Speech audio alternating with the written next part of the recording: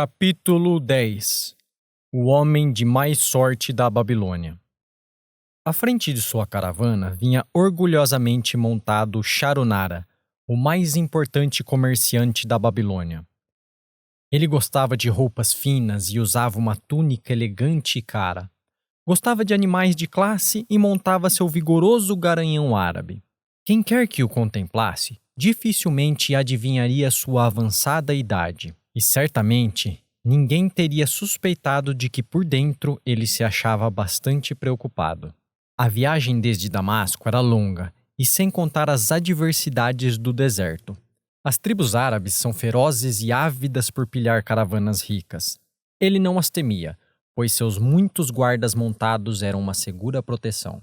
O que o enchia de inquietação era o jovem assolado que estava trazendo de Damasco. Tratava-se de Hayden Gula, o neto de um velho sócio, Ered Gula, a quem se sentia ligado por uma dívida de gratidão que nunca poderia ser paga. Gostaria de fazer algo pelo rapaz, mas, quanto mais pensava nisso, mais difícil lhe parecia por causa do próprio jovem. Vendo os anéis e os brincos do jovem, pensou de si para consigo. Ele acha que joias são para homens, embora tenha o mesmo rosto energético do avô. Mas esse não usava túnicas tão berrantes. Procurei, porém, trazê-lo, na esperança de ajudá-lo a começar por si mesmo e livrar da ruína que o seu pai tem feito da herança deles. Hayden Gula tirou-o de seus pensamentos. Por que trabalha tão arduamente, acompanhando sempre sua caravana em longas viagens? Nunca arranja tempo para gozar a vida? Gozar a vida? Repetiu Charunara sorrindo. O que você faria para gozar a vida se estivesse em meu lugar? Se fosse tão rico quanto você, levaria a vida de um príncipe. Nunca montaria um animal para cruzar o torre do deserto. Gastaria os ciclos tão rapidamente quanto viessem para minha bolsa. Usaria as mais caras túnicas e as joias mais raras. Seria uma vida ao meu gosto, algo que realmente valeria a pena. Os dois riram. Seu avô não usava joias, disse Charunara pensativo. Depois continuou brincando. Não reservaria tempo algum para trabalhar? O trabalho foi feito para escravos, respondeu Hayden Gula. Charunara mordeu os lábios, mas não fez nenhuma réplica, seguindo em silêncio até que a trilha os tivesse levado ao declive. Ali, freou a montaria e apontou ao longe o vale verdejante. Veja, aí se acha o vale. Procure levar mais adiante seus olhos e entreverá, ainda indistintamente, as muralhas da Babilônia. A torre é o templo de Bel. Se tiver olhos de lince, perceberá inclusive a fumaça que sobe do fogo perene instalado em seu topo. A Babilônia é assim? Sempre almejei conhecer a mais rica cidade em todo o mundo, comentou Hayden Gula. A Babilônia, onde meu avô começou sua fortuna. Quem dera ele ainda estivesse vivo. Não deveríamos ser tão apressados. Por que deveria o espírito dele ficar na terra além do tempo que lhe foi reservado? Você e seu pai podem muito bem prosseguir as coisas que ele fez. Ai de mim, nenhum de nós dois possui os talentos do meu avô. Nem papai nem eu conhecemos seu segredo para atrair os dourados ciclos. Charunara não respondeu, mas, pensativo, afrouxou a rédea e deixou sua montaria descer o declive na direção do vale. Atrás deles seguia a caravana numa nuvem de poeira avermelhada. Algum tempo depois, alcançavam a estrada real e dobravam ao sul, através das fazendas irrigadas. 3 velhos homens, arando um campo, despertaram a atenção de Charunara. Pareciam estranhamente familiares. Que coisa mais ridícula! Ninguém passa 40 anos depois por um campo e encontra os mesmos homens arando o terreno. Mas alguma coisa dentro de si diziam que eram eles. Um, com uma força incerta, manejava o arado. Os outros conduziam com grande dificuldade os bois, batendo-lhes inutilmente com seus cajados para obrigá-los a continuar puxando. 40 anos atrás tinha invejado esses homens. Com que felicidade teria então trocado de lugar com eles? Mas que diferença agora! Olhou com orgulho para trás, apreciando a caravana que o seguia, com seus camelos e burros criteriosamente escolhidos, abarrotados de mercadorias valiosas trazidas de Damasco. E tudo isso era apenas uma parte de todos os seus bens. Continuam arando o mesmo terreno em que se encontravam há 40 anos. É o que parece, mas por que acha que são os mesmos? Eu os vi ali uma vez, respondeu Sharunara. As recordações passaram como um raio por sua mente. Por que não podia enterrar o passado e viver no presente? Então viu, como numa imagem, o rosto sorridente de Ered Gula. A barreira entre ele mesmo e o cínico jovem ao seu lado dissolveu-se. Mas como podia ajudar um jovem enfatuado como este, com suas ideias de perdular e suas mãos cheias de joias? Podia oferecer trabalho à vontade para homens com boa disposição, mas não para aqueles que se presumiam superiores demais para exercer um determinado ofício. Entretanto, devia a Ered Gula a obrigação de fazer realmente alguma coisa, não uma tentativa sem entusiasmo. Ele e Ered Gula nunca tinham agido desse modo, não eram dessa espécie de homens. De repente, veio-lhe à cabeça um plano. Havia objeções. Tinha que levar em conta sua própria família e sua posição. Seria uma coisa cruel e agressiva. Homem de decisões rápidas, pôs de lado as objeções e resolveu agir. Estaria interessado em saber como seu conceituado avô e eu mesmo formamos uma sociedade que se mostrou bastante lucrativa? Perguntou ele. Por que não me conta só como conseguiu os dourados ciclos? É tudo o que eu preciso saber, aparou o jovem. Sharunara ignorou a resposta e continuou. Vamos começar por esses homens que vimos trabalhando a terra. Eu podia ter então a sua idade. Quando a coluna em que me encontrava se aproximou, o velho e bom Magedo, o fazendeiro, zombou da maneira desajeitada com que eles usavam os instrumentos. Magedo estava acorrentado junto a mim. Olhe para esses companheiros preguiçosos, protestou ele. O que maneja o arado não faz o menor esforço para abrir os sulcos profundos. Nem os batedores conseguem manter os bois na linha certa. Como podem esperar uma boa colheita arando de tal forma? Disse que Magedo estava acorrentado a você? Perguntou o rei Dengula, surpreso. Sim, com argolas de bronze em volta do pescoço e um pedaço de pesada corrente entre nós. Ao seu lado achava-se Zabado, o ladrão de ovelhas. Tinha-o conhecido em Harum. No final, vinha um homem a quem chamávamos de pirata, pois não nos dissera seu nome. Pensamos tratar-se de um marujo porque trazia no peito uma tatuagem de serpentes entrelaçadas à moda do mar. A coluna era assim constituída para que os homens andassem de 4 em 4. Você estava acorrentado com um escravo? Perguntou o rei Dengula, sem acreditar. Seu avô não lhe contou que eu já fui um escravo? Ele sempre falou sobre você, mas nunca ensinou nada a esse respeito. Ele era um homem a quem se podia confirmar os mais íntimos segredos. Creio que também posso confiar em você, não é mesmo? Sharunara olhou-o diretamente nos olhos. Você pode contar com o meu silêncio, mas estou perplexo. Conte-me como chegou a ser um escravo. Sharunara deu de ombros. Qualquer homem pode acordar numa bela manhã como um escravo. Foi uma casa de jogo e o excesso de bebida que me trouxeram a tal desgraça. Fui vítima das imprudências de meu irmão. Numa briga, ele matou seu amigo de copo. Meu pai me entregou a viúva, desesperado para proteger meu irmão contra o braço da lei. Como depois ele não tivesse conseguido dinheiro suficiente para libertar-me, a mulher, raivosa, me vendeu para um mercador de escravos. Que vergonha e injustiça! Protestou o rei Dengula. Mas diga-me, como conseguiu ganhar liberdade? Calma, chegaremos lá. Ouça primeiro a história. Quando passamos, esses homens que estavam trabalhando a terra zombaram de nós. Um deles tirou o chapéu rasgado da cabeça e fez uma saudação, quase gritando. Bem-vindos à Babilônia, hóspedes do rei. Ele os espera nas muralhas da cidade, onde o banquete é farto, tijolos de lama e sopa de cebolas. E todos eles riram ruidosamente. Pirata encolerizou-se e xingou-os. O que querem dizer com isso? Que o rei nos espera nas muralhas? Perguntei-lhe. Que vamos para as muralhas da cidade carregar tijolos até que nossas costas se quebrem. Talvez eles o surrem até a morte antes que os próprios tijolos acabem com você. Mas eu não deixarei que eles me batam. Eu os matarei. Magedo tomou a palavra. Não faz sentido para mim a ideia de ambos batendo em escravos diligentes, dispostos ao trabalho até a morte. Os amos gostam de bons escravos e tratam-nos bem. Quem quer trabalhar pesado? Comentou Zabado.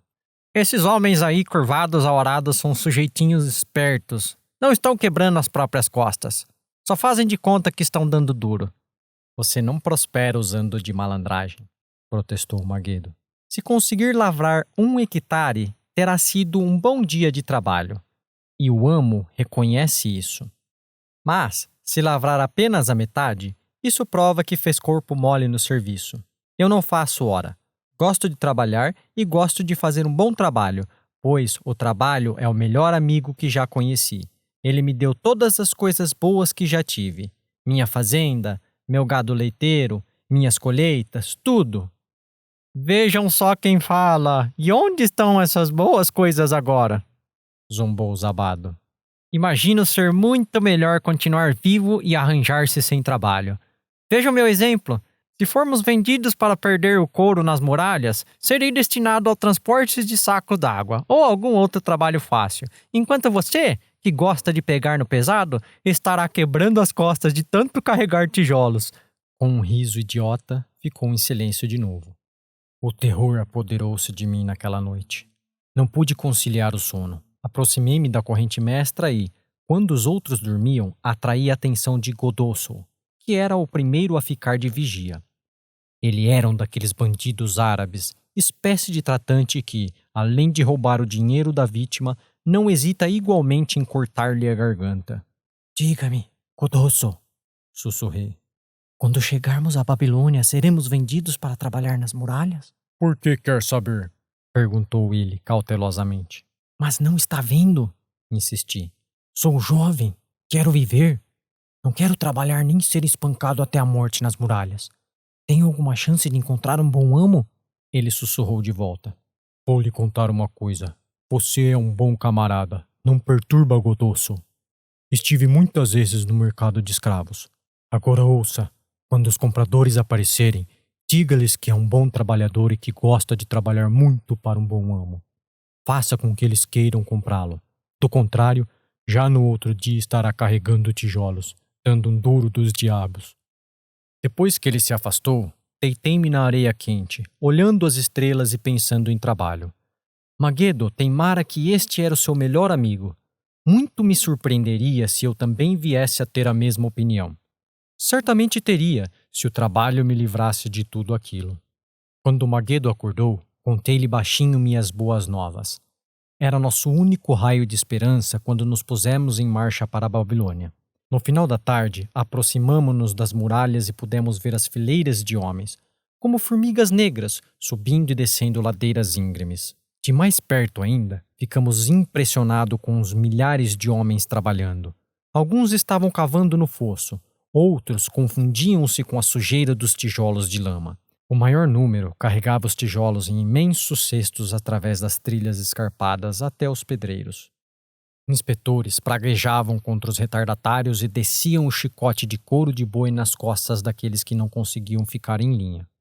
Víamos os pobres companheiros vacilarem esgotados e caírem sob o peso de seus cestos, incapazes de tornarem a levantar-se. Se a chicotada alcançava-lhe os pés, eles eram arrastados para o lado dos caminhos e deixados ali, contorcendo-se de dor. Logo seriam dragados para baixo, a fim de juntar-se aos outros corpos jogados ao lado da estrada, esperando uma sepultura ímpia. Quando vi o pavoroso espetáculo, tremi da cabeça aos pés. Então era isso que esperava o filho de meu pai se não fosse vendido no mercado. Godosso tinha razão. Fomos conduzidos através dos portões da cidade até a prisão dos escravos e na manhã seguinte levados para a praça do mercado. Ali, o resto dos homens achava-se petrificado de medo, e só o chicote de nosso guarda pôde convencê-los a adiantar-se para serem examinados pelos compradores. Magedo e eu mesmo falávamos avidamente com qualquer homem a quem se nos permitia dirigirmos-nos. O negociante de escravos chamou os soldados da guarda real que algemaram o pirata e brutalmente o açoitaram quando ele protestou. Assim que o carregaram dali, senti uma grande pena dele. Magedo percebeu que logo seríamos separados. Quando nenhum comprador se achava por perto, ele me falava com veemência para deixar marcado em minha mente como o trabalho seria valioso para mim no futuro. Alguns homens o odeiam. Fazem dele um inimigo. É melhor tratá-lo como um amigo. aprender a gostar dele. Não se preocupe com que seja árduo. Se pensar nisso como uma casa que você constrói, então quem se importa que as vigas sejam pesadas ou que se ache distante o lugar aonde tem que apanhar água para o estuque? Prometa-me, rapaz, que se tiver um amo vai trabalhar para ele o mais arduamente que puder. Se ele não apreciar tudo quanto você faz, não se preocupe. Lembre-se, o trabalho bem feito traz satisfação a quem quer que tenha realizado e torna o homem melhor. Ele se calou quando o fazendeiro troncudo aproximou-se do cercado e nos olhou como quem examina uma mercadoria. Magedo interrogou-o sobre sua fazenda e colheitas, logo convencendo o homem de que seria de grande utilidade para ele. Depois de uma violenta negociação com o vendedor de escravos, o fazendeiro tirou de sobre a túnica uma gorda bolsa e logo Magedo seguiu o novo amo, saindo do campo de minha visão. Alguns outros homens foram vendidos durante a manhã. Ao meio-dia, Codolço confiou-me que o vendedor estava impaciente e que não ficaria ali mais uma noite. Antes, transferiria todos os que tivessem restado ao pôr do sol ao comprador do rei. Eu estava ficando desesperado quando um homem gordo de aparência afável aproximou-se de onde nos encontrávamos e perguntou se ali havia entre nós algum padeiro. Cheguei para perto dele dizendo: "Por que deveria um bom padeiro como você procurar outro padeiro de talentos inferiores? Não seria mais fácil ensinar a um homem decidido como eu os seus preciosos talentos? Olhe para mim, sou jovem, forte e amante do trabalho. Teme uma chance e farei o impossível para ganhar ouro e prata para o seu bolso." Ele ficou impressionado com minha boa disposição e começou a negociar com o vendedor, que não tinha reparado em mim desde que me comprara, mas que agora gabava com eloquência minhas habilidades, saúde e boa constituição. Senti-me como um boi gordo sendo vendido a um açougueiro. Por fim, para minha alegria, o negócio foi fechado. Saí de lá seguindo meu novo mestre, achando que era o homem de mais sorte na Babilônia. O novo lar era muito a meu gosto. Nananeade, meu amo, ensinou-me a moer a cevada na pedra redonda que ficava ali no pátio, a pôr e acender a lenha no forno e a reduzir a um pó finíssimo a farinha de gergelim para os bolinhos de mel. Eu tinha um leito no barracão onde eram guardados os cereais. Uma velha escrava, que servia como governanta, Suaste, alimentava-me convenientemente e estava satisfeita com minha boa vontade em ajudá-la nas tarefas mais duras. Ali estava a chance muito esperada de mostrar-me útil a meu amo e, quisessem os deuses, de encontrar um meio para ganhar a liberdade. Pedi a Nananeade que me ensinasse a fazer a massa do pão e a assá-lo. Foi o que ele fez, muito animado com meu interesse. Mais tarde, quando já dominava esse terreno, aprendi a preparar e assar os bolinhos de mel. A possibilidade de ócio encantou meu dono, mas Suaste balançava a cabeça desaprovando. "Não trabalhar é uma coisa ruim para qualquer homem", declarou ela. Achei que já era tempo de pensar numa maneira de começar a obter dinheiro para comprar minha liberdade. Como a feitura dos pães encerrava-se ao meio-dia, julguei poder contar com a aquiescência de Nananeade se eu encontrasse uma ocupação lucrativa para a parte da tarde e que ele não se importaria em dividir comigo os meus próprios ganhos. Tive a seguinte ideia: por que não assar uma quantidade maior de bolinhos de mel e vendê-lo aos homens famintos nas ruas da cidade? Apresentei o plano a Nananeade, dizendo-lhe: "Se eu puder usar minhas tardes depois que os pães estiverem assados, a fim de ganhar dinheiro para você, não lhe bastara senão dividir os ganhos comigo, para que eu possa ter o meu próprio dinheiro e gastá-lo com essas coisas que todo homem deseja e precisa?" "Mais do que justo", concordou ele. Quando lhe falei sobre o plano de vender nas ruas nossos bolinhos de mel, ele logo se entusiasmou com a ideia. "Eis o que faremos", sugeriu. "Você venderá cada 2 bolinhos por 1 moeda de cobre. Metade das moedas ficará comigo para pagar pela farinha, o mel e a lenha para o forno. Dividiremos o que sobrar meio a meio." Fiquei muito feliz com seu generoso oferecimento, que me permitiria guardar para mim 1/4 das vendas. Naquela noite, trabalhei até tarde para fazer uma bandeja na qual empilhar os bolinhos. Nananeade me deu uma de suas túnicas usadas para me mostrar apresentável, e Suaste ajudou-me a remendá-la e lavá-la. No dia seguinte, assei uma quantidade extra de bolinhos de mel. Ficaram tostadinhos e tentadores sobre a bandeja. e percorri as ruas apregoando minha mercadoria. No princípio, ninguém pareceu interessado, e isso me deu um grande desânimo.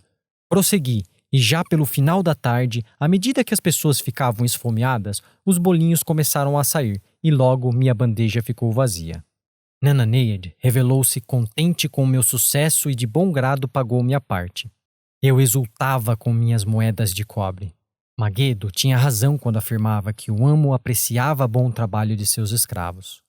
Nessa noite, eu estava tão exultante com meu êxito que quase não pude dormir, tentando imaginar a soma total dos ganhos em um ano e de quantos anos precisaria para comprar minha liberdade.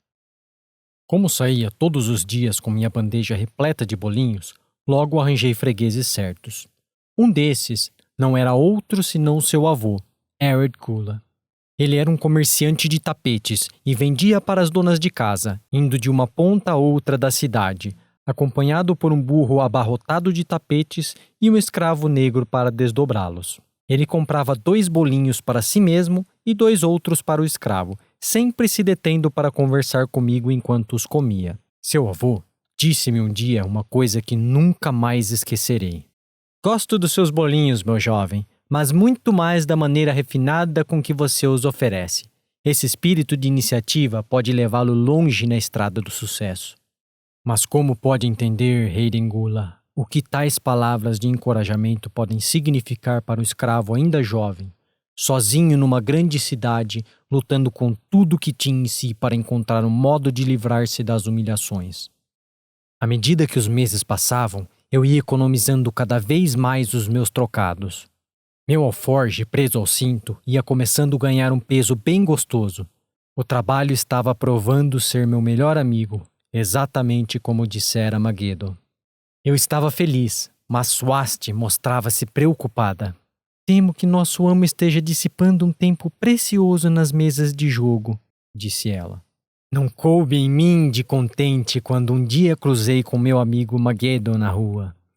Ele conduzia ao mercado 3 burros carregados de verduras. Eu estou indo muito bem, disse ele.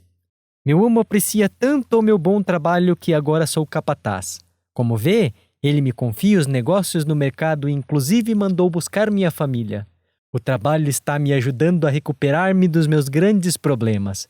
Algum dia me ajudará a comprar minha liberdade e ter de volta minha fazenda. O tempo foi passando e Nana Neyad se tornou cada vez mais ansioso pelo meu retorno após a venda dos bolinhos. Ele ficava me esperando e avidamente contava e dividia nosso dinheiro. Chegou a instar comigo para que visitasse praças mais distantes e aumentasse as vendas.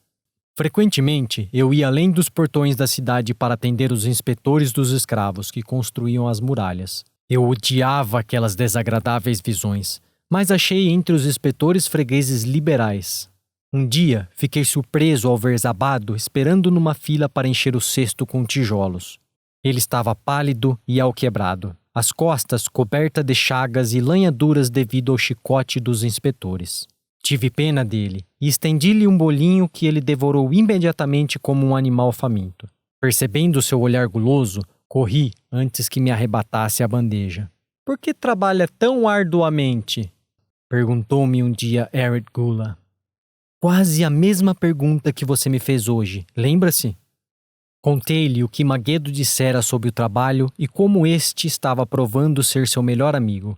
Mostrei-lhe com orgulho meu alforje repleto de moedas, acrescentando que economizava a fim de comprar minha liberdade. Quando estiver livre, o que fará?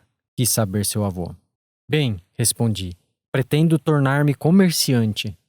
Foi aí que ele me confidenciou uma coisa de que eu nunca tinha suspeitado. Aposto que não sabe que sou também um escravo. Formei uma sociedade com o meu amo. Alto lá! Interveio Rei Dengula. Não ouvirei mentiras que ultrajam meu avô. Ele não foi escravo. Seus olhos faiscavam de raiva. Sharunara manteve-se calmo. Respeito seu avô por ter superado o infortúnio tornando-se um cidadão proeminente em Damasco. Acha que você, seu neto, é feito do mesmo molde? É homem suficiente para encarar a verdade ou prefere viver alimentando falsas ilusões? Rei Dengula endireitou-se na cela. Numa voz sufocada por profunda emoção, replicou. Meu avô foi estimado por todos. Seus dons eram incontáveis. Numa época de fome, foi seu ouro que comprou os cereais no Egito. Foi sua caravana que os trouxe para Damasco, distribuindo-os para que as pessoas não morressem de inanição. Agora, você está me dizendo que ele não passava de um desprezível escravo na Babilônia? Tivesse permanecido como escravo na Babilônia, teria muito bem podido ser desprezível. Quando, porém, através de seus próprios esforços, tornou-se um grande homem em Damasco. Os deuses realmente condoeram-se de seus infortúnios e dedicaram-lhe todo o respeito celeste. Depois de ter me contado que era um escravo, continuou Sharonara, explicou como estivera ansioso para ganhar sua liberdade. Agora que tinha o dinheiro para comprá-la, estava muito confuso quanto ao que devia fazer. Havia muito não fazia boas vendas e temia deixar a proteção de seu amo. Condenei sua indecisão. Não fique grudado por muito tempo a seu amo. Experimente novamente a sensação de ser um homem livre. Haja e obtenha êxito como um homem livre. Decida o que deseja realizar e então o trabalho o ajudará a fazê-lo. Ele seguiu seu caminho, dizendo estar contente por eu tê-lo censurado por sua covardia. Um dia, fui novamente além dos portões da cidade e fiquei surpreso ao encontrar uma multidão compacta ali reunida. Tentei informar-me a respeito e um homem me disse: "Então não soube? Um escravo fugido que matou um dos guardas do rei foi trazido para a justiça e ainda hoje será açoitado até a morte por seu crime. O próprio rei estará aqui em pessoa." O ajuntamento era tão cerrado em volta do pelourinho que temi aproximar-me sem que minha bandeja de bolinhos de mel não fosse atirada para o alto. Subi por isso a um recanto em obras da muralha, de onde podia ver acima das cabeças das pessoas. Pude ter dali uma ótima visão do próprio Nabucodonosor conduzindo seu carro de ouro. Nunca tinha contemplado tanta grandeza, túnicas tão magníficas e cortinas de tecido dourado e veludo. Eu não podia ver o castigo, embora conseguia ouvir os gritos lancinantes do pobre escravo. Admirava-me que alguém tão nobre como nosso magnífico rei tivesse condições de apreciar aquele sofrimento, mas, quando vi que ele estava rindo e brincando com seus cortesãos, percebi que ele era cruel e compreendi por que tarefas tão desumanas eram exigidas dos escravos que construíam as muralhas. Depois que o escravo morreu, seu corpo foi preso a um poste de madeira por uma corda ligada a um de seus pés para que todos pudessem ver. Como a multidão começava a desfazer-se, cheguei mais perto. Sobre o peito cabeludo do supliciado, reconheci a tatuagem das 2 serpentes entrelaçadas. Era pirata. Quando encontrei Eregula novamente, ele era um homem mudado. Cumprimentou-me cheio de entusiasmo. "Veja, o escravo que você conheceu é agora um homem livre." Havia mágica em suas palavras. Minhas vendas e meus lucros cresceram. Minha esposa não cabe em si de contente. Ela era uma mulher livre, sobrinha de meu amo. Ela deseja bastante que nos mudemos para outra cidade, onde ninguém saiba que já fui um escravo. Desse modo, nossos filhos estarão livres de censura devido ao infortúnio do pai. O trabalho se tornou meu melhor esteio. Capacitou-me a recuperar a confiança e minha habilidade de vender. Fiquei satisfeito em ter podido pagar-lhe, ainda que de modo tão simples, o encorajamento que ele tinha me dado. Uma noite, Suaste me procurou profundamente abalada. "Seu amo está com problemas. Temo por ele. Há alguns meses vem perdendo grandes somas nas mesas de jogo. Não está pagando ao fazendeiro pelos cereais nem pelo mel. Não está pagando ao emprestador de dinheiro. Eles estão revoltados e ameaçam-no." "Por que devemos nos preocupar com suas loucuras? Não somos responsáveis por ele," respondi sem pensar. "Jovem desmiolado, não está entendendo? Ele deu ao emprestador de dinheiro seu título de propriedade para garantir o empréstimo. Segundo a lei, o homem pode reclamá-lo e vendê-lo. Não sei o que fazer. Ele é um bom amo. Por quê? Por que tais problemas vieram a cair sobre ele?" Os temores de Suaste não eram sem fundamento. Enquanto me achava assando pão na manhã seguinte, o emprestador de dinheiro voltou com um homem chamado Sassi. Esse homem me examinou e disse que eu servia.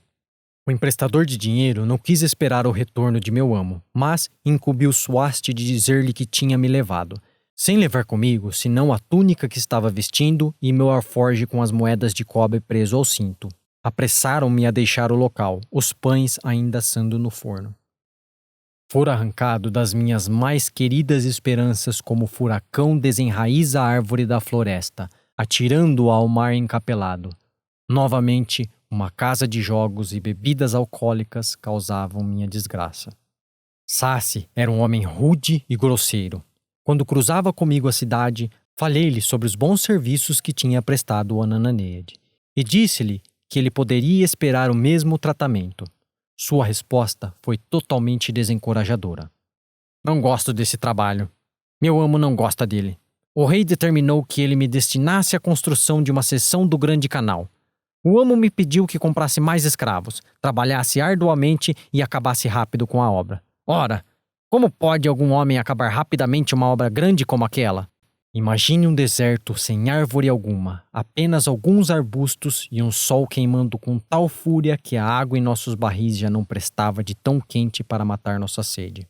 Imagine agora filas de homens descendo aos profundos buracos escavados e dali trazendo pesados cestos de areia fofa através de caminhos poeirentos de manhã até a noite. Imagine a comida servida em gamelas onde todos comiam juntos, como porcos. Não tínhamos tenda, nem palha para as camas. Foi essa a situação em que me achei. Enterrei meu alforge num lugar marcado, meio descrente de que no futuro viesse a desencavá-lo. Nos primeiros tempos, trabalhei com boa vontade, mas, à medida que os meses se arrastavam, senti meu ânimo fraquejar. Então, a febre tomou conta do meu corpo exausto. Perdi o apetite e mal podia levar à boca pedaços de carneiro e verduras. À noite, via-me completamente vencido pela insônia. Em minha desgraça, perguntava-me se o plano desabado não era mesmo o melhor. Fazer corpo mole para não condenar o próprio corpo ao esmorecimento. Depois lembrei-me da última visão que tive dele e convenci-me de que o velho camarada estava errado. Meus pensamentos voltaram-se para a pirata e toda aquela amargura, e me perguntei se também podia ser justo brigar e matar. A recordação de seu corpo ensanguentado me mostrou que seu plano não tinha a menor serventia. Lembrei-me então da última vez que vi Magedo. Suas mãos mostravam calos imensos devido ao trabalho árduo, mas seu coração era leve e havia contentamento em seu rosto. Seu plano era o melhor. Mas eu tinha tanta disposição para o trabalho quanto Magedo. Ele não podia ter trabalhado tão duro quanto eu. Por que o meu trabalho não me trouxe felicidade e sucesso? Era o trabalho que trazia felicidade a Magedo ou isso acontecia devido à intervenção dos deuses? Estaria escrito que eu devia trabalhar a vida inteira sem a satisfação de meus desejos, sem felicidade ou sucesso? Todas essas questões misturavam-se em minha cabeça e eu não encontrava uma resposta sequer. Realmente, eu me achava lamentavelmente confuso. Vários dias depois, quando já parecia que me encontrava no limite de minha resistência, ainda sem atinar com qualquer solução, Sassi me procurou. Um mensageiro veio em nome de meu mestre buscar-me para me levar de volta à Babilônia. Desenterrei meu precioso alforge, enrolei-me nos restos andrajosos de minha túnica e segui caminho, montado atrás do mensageiro. À medida que progredíamos, os mesmos pensamentos de um furacão atirando-me de um lado para o outro assaltaram meu cérebro nervoso. Eu parecia estar vivendo as misteriosas palavras de uma canção de Harum, minha cidade natal. Atacando um homem como um redemoinho, conduzindo-o como uma tempestade, cujo curso ninguém pode seguir, cujo destino ninguém pode prever. Quando entramos no pátio da casa de meu mestre, imagine minha surpresa quando vi Ered Gula me esperando. Ele me ajudou a apear e me abraçou como um irmão há muito desaparecido. Quando nos pusemos a andar em direção ao interior da casa, quis ir atrás dele como um escravo deve seguir o amo, mas ele não me permitiu fazê-lo. Passou o braço pelo meu ombro dizendo: "Procurei-o por toda a parte. Quando já me dava por vencido, encontrei Swasti, que me falou sobre o emprestador de dinheiro que me conduziu até seu nobre dono. As negociações foram difíceis por causa dele, que ainda me fez pagar um preço exorbitante, mas você merecia todos os sacrifícios. Sua filosofia e iniciativa foram minha inspiração para esse novo sucesso." "A filosofia de Magedo, não minha", atalhei. A filosofia de Magedo e sua. Graças a ambos, estamos indo a Damasco e eu preciso de você como meu sócio. Veja, exclamou ele, em um momento você será um homem livre. Dizendo isso, retirou sobre a túnica a tabuinha de argila onde estava gravado meu título de propriedade. Levantou-o acima da cabeça e arremessou-a contra o chão de pedras. Com satisfação, esmagou com os pés os fragmentos até que se reduzissem a pó. Lágrimas de gratidão encheram-me os olhos. Eu sabia que era o homem de mais sorte na Babilônia. Como vê, o trabalho, no tempo de minhas maiores desgraças, provou ser meu melhor amigo. Minha disposição para o serviço capacitou-me a escapar de ser vendido para fazer parte das turmas de escravos nas muralhas. Isso também impressionou seu avô, que me escolheu como seu sócio. O trabalho é a chave secreta de meu avô para seus ciclos de ouro? Perguntou Rendengula. Era a única chave que ele possuía quando o conheci, replicou Sharunara. Seu avô adorava o trabalho. Os deuses apreciaram seus esforços e o recompensaram com liberdade. Começo a ver, disse Rendengula pensativo. O trabalho atraiu seus muitos amigos que admiraram sua diligência e o sucesso que isso trouxe. O trabalho trouxe-lhe o respeito de que tanto gozou em Damasco. O trabalho trouxe-lhe todas essas coisas que aprovei. E eu que achava que o trabalho somente convinha a escravos. A vida é repleta de prazeres que os homens podem gozar, comentou Sharunara. Cada um deles tem o seu lar. Fico contente com que o trabalho não esteja restrito a escravos. Fosse assim, eu me veria privado de meu maior prazer. Não há nada que me dê uma soma maior de satisfação do que o trabalho. Sharunara e Rendengula seguiram cobertos pelas sombras das muralhas torreadas até os maciços portões de bronze da Babilônia. À aproximação deles, os guardas ali postados tiveram a atenção despertada e respeitosamente saudaram um honrado cidadão. Com a cabeça erguida, Sharunara passou com sua grande caravana pelos portões e subiu as ruas da cidade. Sempre aspirei em tornar-me um homem como meu avô, confidenciou-lhe Rendengula. Nunca tinha percebido o tipo de homem que ele foi. Você me mostrou isso. Agora que compreendo, admiro-o ainda mais e sinto-me muito mais determinado a ser como ele. Temo que nunca lhe poderei pagar por ter me dado a verdadeira chave do sucesso dele. Daqui por diante usarei essa chave. Quero começar de maneira humilde, como ele, que convém à minha verdadeira posição muito mais do que joias e roupas finas. Assim dizendo, Rendengula arrancou as bugigangas que lhe pendiam das orelhas e os anéis que lhe enfeitavam os dedos da mão. Freando o cavalo, foi ficando um pouco para trás, até que voltou a seguir em frente, cheio de respeito, mas atrás do líder da caravana.